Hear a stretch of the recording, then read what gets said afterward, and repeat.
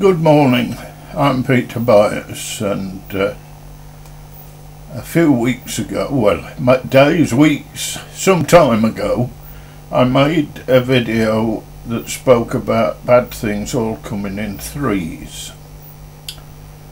Well, in that video I said I would make 2 more videos. The first one I promised was actually the 3rd one that I'll do. One of the bad things was Peter Byers, that's me, made a very stupid mistake. Well, it's okay to make mistakes, providing you're prepared and able to tolerate or correct the consequences of them. And anyway, when you get to be a bit old like me, you're entitled to make mistakes. So that was that, and I will make that 3rd video which explains the mistake I made, the stupidity that was in my heart at the time. But in order to understand that 3rd video, I said I would make another one which was about the way I live. And this video is about the way Peter Byers lives. Well, there are 3 things that I think I need to look after. Well, there's 2. The first is to ensure that my brain is kept in good working order, and the second is that my body's kept in good working order. Well, the first one of those, I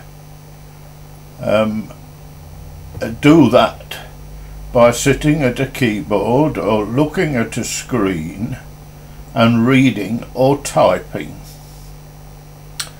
My typing, since I became a happily retired old fart, I've created something over 110 websites. They're not all complete yet because my brain works faster than my fingers will. And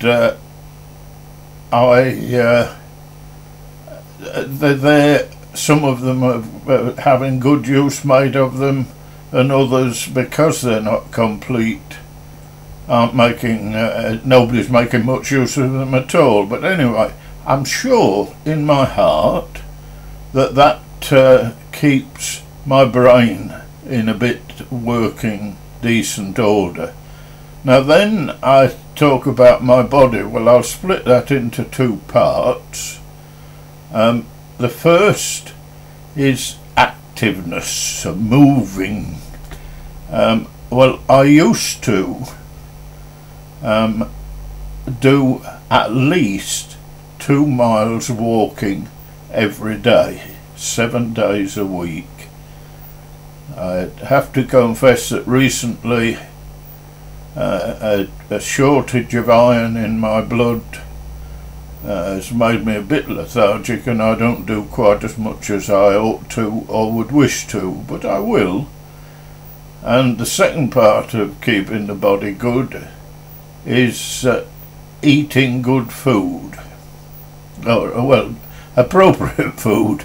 A funny story, I was a diabetic, and I went and saw a diabetic consultant many years ago now, and before I could go in and see the great man himself, I think I had to see about 4 or 5 nursing sisters, one of which was a diet specialist. I forget what you call them now.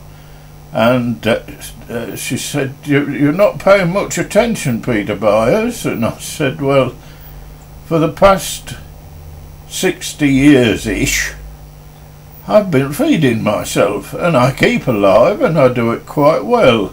I must have made a few mistakes, I will admit, because I'm alive.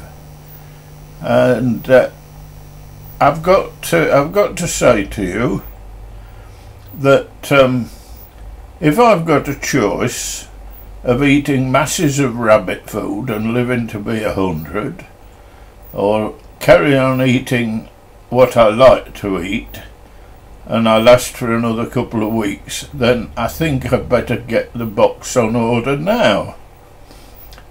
Well, that was that, and she said, yes, okay, I can understand that, Mr. Byers, you make the choice. And I went in and saw the consultant man. He was huge, and I thought, you better not tell me to lose weight, mister. And the first words he said, you've upset my staff. I said, no, I haven't. Yes, you have. No, I haven't. Yes, you have. You threatened to commit suicide. And I thought, well, I didn't. So I thought, and eventually I twigged it was what I'd said to the diet sister. And I told him, and he laughed his head off. He said, yes, if I had the same choice, Peter, I would take your choice. So, anyway, that just is a short aside. Funny story. Well, I think it's funny anyway. So, eating, as you've got to eat to live, and one of the things I've worked out is if I neglect to eat as much or as frequently as I ought, I get very lethargic, lazy.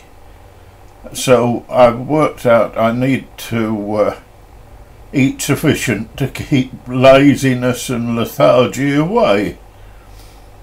Anyway, now what I like to do, I'll just quickly run through a day in the life of Byers.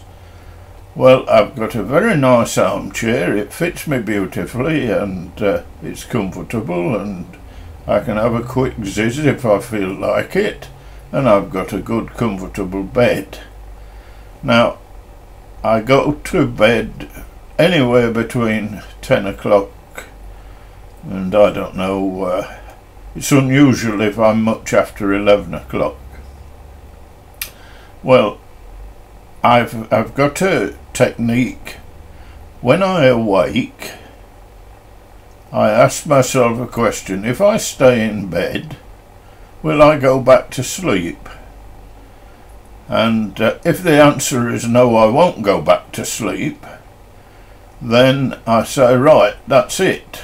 Get up, get dressed, and get and do something. People say that, but that seems a bit silly. What's the earliest that's got you out of bed? I said, well, I think about 1:30. It was obvious I wasn't going to sleep, so I got up, and that's a part of the philosophy of my life. Now, being dragged up as a yellow belly in the wonderful God's County of Lincolnshire, I knew a lot of farmers. And one of the things they said they did, and I knew about, was they would walk their estates every morning. They'd have a quick or leisurely stroll around their estates to see that all was good. Well, after ablutions are done, I walk round my cyber estates to see that everything is in good order and working, and nobody's doing silly things on them. And that actually, if I set my stall out, that's around half an hour, maybe a few minutes longer, maybe a few minutes less, every morning. Then I eat my breakfast, and then I try to wander off out and get a bit of exercise. And there are many things I could be doing. It could be a walk from my house down into the town or village of Greenford in Middlesex, aggravate a few shopkeepers, and then walk back. I confess the body is not subscribed to me doing that as much recently as I used to. Eating, well, I would say I go out to lunch maybe 2 or 3 times a week, and the rest of the time I prepare my food in my kitchen, my way, and I eat it and I enjoy it. And so that's a quick view on how I live.